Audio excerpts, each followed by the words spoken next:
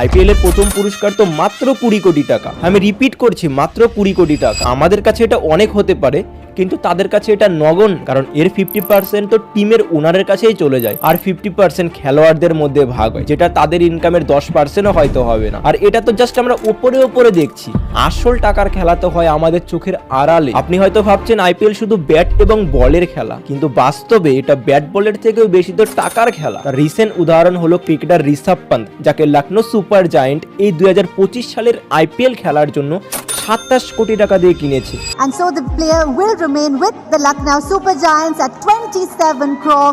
We have Rishabh Pant going to the Lucknow Super Giants.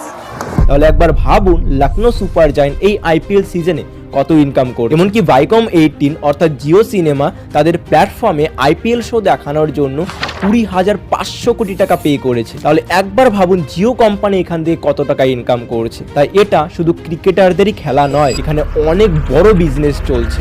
তাই আজকের এই ভিডিওতে আমি আইপিএল এর সম্পূর্ণ বিজনেস মডেলটা সুন্দরভাবে বাংলাতে আলোচনা করার চেষ্টা করব। আর এই ভিডিওটা দেখার পরে আপনি ভাবতে বাধ্য হবেন যে আইপিএল শুধু খেলা নয়, এটা টাকা বানানোর machine.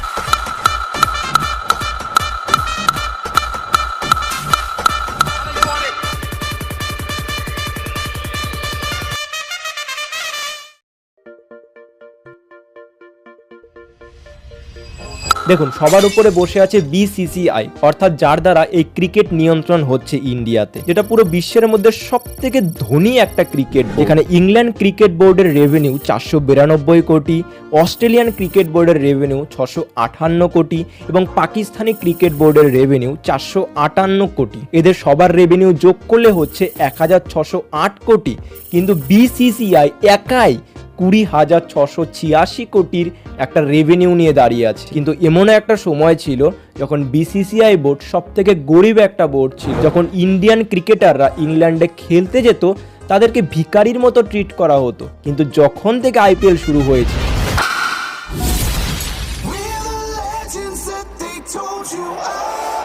Tata IPL iconic blockbuster. অর্থাৎ 2008 সাল থেকে বিসিসিআই এত তাড়াতাড়ি গ্রো করেছে, এত ফাস্টেস্ট গ্রো করেছে, এটা আজ বিশ্বের মধ্যে সবথেকে ধনী ক্রিকেট বোর্ডে পরিণত হয়েছে। And the revenue has made India's governing cricket body the most powerful in the world. One managed to turn the sport into big business. Is that 80% of world cricket's income is provided by India in one form or the other. The organisation unofficially in charge of putting that puzzle together is the Board of Control for Cricket in India. Humble truth here is the BCCI is the richest body today in the world of cricket across the globe. BCCI এর প্রধানত 3টা component আছে, অর্থাৎ 3 জায়গা থেকে BCCI income করে। প্রথমত broadcaster, অর্থাৎ যে সমস্ত টিভি চ্যানেলে এবং মোবাইল অ্যাপে এই আইপিএল শোকে দেখানো হয়। দ্বিতীয়ত স্পন্সর, অর্থাৎ কিছু প্রাইভেট কোম্পানি আইপিএল এবং আইপিএল এর টিমকে স্পন্সর করে থাকে।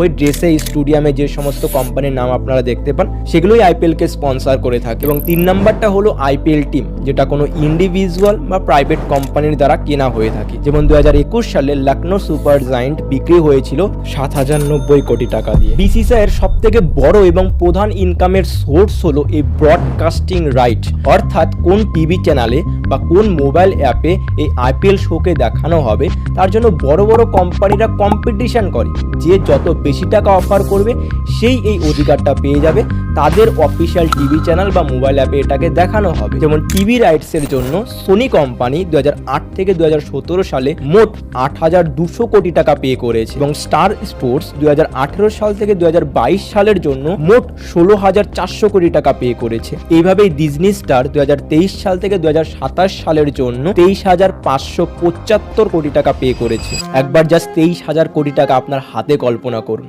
অনেক। তো কোথায় যাচ্ছে এই টাকাগুলো আমরা আলোচনা করব। তার আগে আমরা ডিজিটাল রাইটসটা দেখে নেই, অর্থাৎ মোবাইল অ্যাপে দেখানোর জন্য কোন কোম্পানি কত টাকা পে করবে। 2023 সাল থেকে 2027 সালের জন্য ভাইকম 18 অর্থাৎ জিও সিনেমা মোট 20,500 কোটি টাকা পে করেছে। তো আগামী 5 বছরে বিসিসিআই মোট 44,075 কোটি টাকা জাস্ট এই ব্রডকাস্টিং রাইট থেকে ইনকাম করতে চলেছে। বাদবাকি স্পন্সরশিপের টাকা তো আমরা এখনো ধরিনি। তো এই ব্রডকাস্টিং রাইটসের টাকাগুলো কোথায় যাচ্ছে? এই টাকার 50% যায় বিসিসিআই এর কাছে, আর 50% যায় আইপিএল এর 10টা টিমের কাছে। এখানে একটা জিনিস ভাবার আছে, এই বড় বড় কোম্পানিগুলো অর্থাৎ জিও সিনেমা, ডিজনি স্টার বলুন, তারা 20 কোটি 23 কোটি টাকা পে করছে। তারা এত কেন পে করছে? তারা কোথা থেকে ইনকাম করছে? তারা তো এমনি এমনি এত টাকা পে করবে না, নিশ্চয়ই তাদের এর থেকে ডবল ইনকাম হয়। অবশ্যই ডবলের থেকেও ডবল ইনকাম হয়, কারণ টিভিতে যে অ্যাডগুলো দেখানো হয় সেখানে মাত্র 10 সেকেন্ড অ্যাডের জন্য 15 লক্ষ টাকা চার্জ করা হয়। আর মোবাইলের হিসাব তো আরও আলাদা, সেখানে তো সিপিএম হিসাবে চার্জ করা হয়। তো যাই হোক, এখানে বড় বড় কোম্পানির অনেক ইনকাম হচ্ছে, তাই বলেই তো তারা 20 কোটি 23 কোটি টাকা পে করছে। চলে আসি দ্বিতীয় কম্পোনেন্টে, অর্থাৎ স্পন্সরশিপ। এই স্পন্সরশিপ আবার দুই ধরনের, একটা হলো টাইটেল স্পন্সর আর একটা হলো অফিসিয়াল স্পন্সর। প্রত্যেকবারই আপনারা দেখেন যে আইপিএল কে শুধু আইপিএল বলা হয় না, অনেক সময় টাটা আইপিএল, অনেক সময় পেপসি আইপিএল, অনেক সময় ডিএলএফ আইপিএল, এইভাবে নাম পরিবর্তন হতে থাকে। এই যে আইপিএল এর আগে কোম্পানির নামটা বসানো হচ্ছে সেটাকেই টাইটেল স্পন্সরশিপ বলা হয়ে থাকে। এর জন্য ডিএলএফ কোম্পানি 2008 থেকে 2012 সালে প্রত্যেক বছর 40 কোটি টাকা করে পে করেছে, এবং পেপসি কোম্পানি 2013 থেকে 2015 সালের জন্য প্রায় 79 কোটি টাকা করে প্রত্যেক বছরে পে করেছে। এরপর আসে ভিভো কোম্পানি 2016 থেকে 2017 পর্যন্ত তারা 100 কোটি টাকা পে করেছে, এবং 2018 থেকে 2019 সাল পর্যন্ত প্রায় 440 কোটি টাকা তারা পে করেছে। এরপরে ড্রিম 11 আসে 2020 সালে, তারা 222 কোটি টাকা পে করেছে। তারপর আবার ভিভো ফিরে আসে 2021 সালে, এবং তারা আবারও 440 কোটি টাকা পে করেছে। এবং লাস্ট কয়েক বছর থেকে টাটা আইপিএল আছে 2022 থেকে 2023 সালের মধ্যে তারা মোট 670 কোটি টাকা পে করেছে, এবং 2024 থেকে 2028 সালের জন্য তারা মোট 2,500 কোটি টাকা পে করেছে। এই টাকাগুলো যদিও তারা একবারে দেয় না, আস্তে আস্তে করে দেয়, প্রত্যেক সিজনে তারা দিয়ে থাকে। যেমন টাটা কোম্পানি 5 বছরের জন্য নিয়েছে, তো প্রত্যেক বছরে তারা অল্প অল্প করে এই টাকাগুলোকে শোধ করে দেয়। এরপরে আসে অফিসিয়াল স্পন্সর। আপনারা স্টুডিয়ামে যে সমস্ত কোম্পানির নাম দেখতে পান, যেমন রূপে আছে, অ্যাঞ্জেল ওয়ান আছে, মাই 11 সার্কেল আছে, তো এই কোম্পানিগুলোর মোট স্পন্সরশিপের টাকা হিসাব করলে হয় 1,485 কোটি টাকা, এবং সিএএটি একাই 240 কোটি টাকা পে করেছে 5 বছরের জন্য। এখন এই স্পন্সরশিপের টাকাগুলো কার কাছে যাচ্ছে? এই স্পন্সরশিপের টাকাও 50% যায় বিসিসিআই এর কাছে, আর 50% টিমের মধ্যে ভাগ হয়ে যায়, আগের মতনই সিস্টেম। এখন আসে আইপিএল টিম, অর্থাৎ আইপিএল এর 10টা টিম কোন কোন জায়গা থেকে ইনকাম করে? তারা প্রধানত 3 জায়গা থেকে ইনকাম করে। একটা হলো টিকিট এবং ফুডস বিক্রি করে, অর্থাৎ যে স্টেডিয়ামে খেলা হয় সেখানে সমস্ত টিকিট বিক্রি করে প্রায় 4 থেকে 5 কোটি টাকা ইনকাম হয়, যেটা অন্যান্যের তুলনায় কম হলেও অনেক টাকা ইনকাম হচ্ছে। তো এই টিকিটের টাকার 80% চলে যায় হোম ক্রিকেট টিমের কাছে। খেলাটা যদি কলকাতা স্টেডিয়ামে হয় তাহলে কেকেআর এর কাছে এই 80% টাকা যাবে টিকিটের এবং ফুডের টাকার।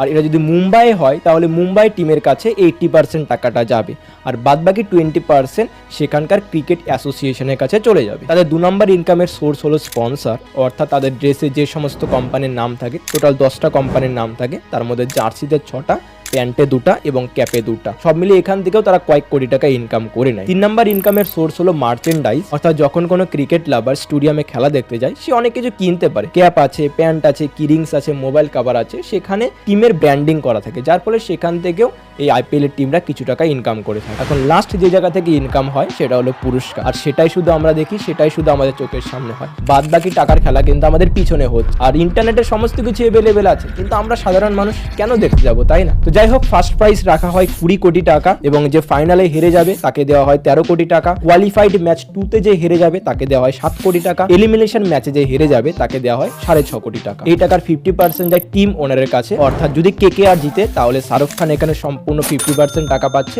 আর 50% টাকা খেলোয়াড়দের মধ্যে ভাগ হবে। যতজন প্লেয়ার সেই টিমে খেলবে তাদের মধ্যে সমানভাবে ইকুয়ালি এটা ডিভাইড করা হবে। তবে এটা কন্ট্রাক্টের উপর নির্ভর করে কোন টিম কোন প্লেয়ারকে কত টাকা দিবে, এই নিয়ে তাদের মধ্যে একটা চুক্তি হয়ে থাকে। তো এটা ডিপেন্ড করে থাকে, কিন্তু যেটা বোর্ডের পক্ষ থেকে জানানো হয় যে 50-50 ডিভাইড হবে। এছাড়াও man of the match, man of the series থেকেও তারা কিছু টাকা ইনকাম করে। তবে নিলাম থেকে কিন্তু সব থেকে বেশি ইনকাম করে তারা, যেমন ঋষভ পান্টকে 27 কোটি টাকা দিয়ে কিনে নিয়েছে, তো সেটাও কিন্তু অনেক বড় অ্যামাউন্ট তাদের জন্য। এছাড়াও প্রত্যেকটা প্লেয়ারের কাছে একটা সুযোগ সুবিধা থাকে, কোনো কোম্পানির ব্র্যান্ড অ্যাম্বাসেডর হওয়া, কোনো কোম্পানিকে প্রমোট করা, সেগুলো আপনারা টিভিতে মোবাইল অ্যাডভার্টাইজিং দেখেই চলেছে, সেখান থেকেও প্লেয়াররা কিন্তু অনেক ইনকাম করে। তাই কোনো প্লেয়ারের এবং টিমের মূল উদ্দেশ্য কিন্তু গেম জেতা না, মূল উদ্দেশ্য তাদের ফেমাস হওয়া, ব্র্যান্ড ভ্যালু বাড়ানো। কোনো টিম যখন জিতবে সেই টিম সম্পর্কে সবাই জানবে, পাবলিসিটি হবে, তার ফলে বড় বড় কোম্পানিরাও সেই দিকে অ্যাপ্রোচ করবে, কারণ সেখানে কাস্টমার বেশি, এটার নাম বেশি, তার ফলে তাদের ওভারঅল ব্র্যান্ড ভ্যালুটা কিন্তু বেড়ে যাচ্ছে। যার যত ব্র্যান্ড ভ্যালু সে তত টাকা ইনকাম করবে। তারা যদি একটা ম্যাচ হেরেও যায় তাও কিন্তু তাদের কখনো লস হবে না, কারণ তারা অনেক টাকা ইনকাম করছে পিছন থেকে। তার চাক্ষুষ উদাহরণ হলো আরসিবি কিন্তু একবারও আইপিএল ট্রফি জিতেনি, কিন্তু তার ব্র্যান্ড ভ্যালু $117 মিলিয়ন, যেটা সমস্ত আইপিএল টিমের মধ্যে তৃতীয় স্থান অধিকার করছে। তৃতীয় ধনী একটা টিম হলো আরসিবি কেন ফেমাস? কারণ সেখানে বিরাট কোহলি, ক্রিস গেলের মতো প্লেয়াররা আছে, তাই কিন্তু এটার ব্র্যান্ড ভ্যালু অনেক। তো এইভাবেই ক্রিকেটকে সেই লেভেলে ভাইরাল করার জন্য আইপিএলের ভূমিকা কিন্তু অপরিসীম। 2024 সালের রিপোর্ট অনুযায়ী আইপিএলের ব্র্যান্ড ভ্যালু 13% বৃদ্ধি পেয়েছে, অর্থাৎ 2024 সালে এটার ভ্যালু হলো $12 বিলিয়ন, যেটা 2023 সালে ছিল $10.7 বিলিয়ন। এভাবে প্রত্যেক বছরে এই ব্র্যান্ড ভ্যালু কিন্তু বেড়ে চলেছে, এই আইপিএলের ভ্যালু কিন্তু বেড়ে চলেছে, যেখানে শুধু একজনের না অনেকজনের কিন্তু ইনকাম হচ্ছে। বিসিসিআই এক্সপেক্ট করছে যে এবছর আইপিএল থেকে 6,000 কোটি টাকা ইনকাম করবে, তার মধ্যে জিও এক্সপেক্ট করছে যে 4,500 কোটি টাকা তারা ইনকাম করবে। এভাবে প্রত্যেক বছরে কিন্তু তারা অনেক টাকা ইনকাম করছে। লেটেস্ট রিপোর্ট অনুযায়ী জিও হটস্টারে প্রথম 3টা ম্যাচে 137 কোটি ভিউয়ার্স কিন্তু আইপিএলকে দেখেছে, এবং বিএআরসির রিপোর্ট অনুযায়ী 25.3 কোটি ভিউয়ার্স টিভিতে এই আইপিএল শোকে দেখেছে। এই কোটি কোটি টাকার বিজনেসকে বুঝে আপনি এর সঠিক সুযোগটা নেওয়ার চেষ্টা করুন। অনেক যুবক আছে যারা ফ্যান্টাসি ক্রিকেট অ্যাপে টাকা নষ্ট করছে, এই নিয়ে আমি ভিডিও বানাবো আগামীতে। তবে এই বিজনেস মডেলটা আশা করছি আপনাদের ক্লিয়ার হয়েছে। আপনাদের কোনো ডাউট থাকলে কমেন্টে জানাতে পারেন, বা কোন বিষয়ে আপনারা আগামী ভিডিও চান অবশ্যই কমেন্টে জানাবেন। সম্পূর্ণ ভিডিওটা দেখার জন্য আপনাকে অসংখ্য ধন্যবাদ।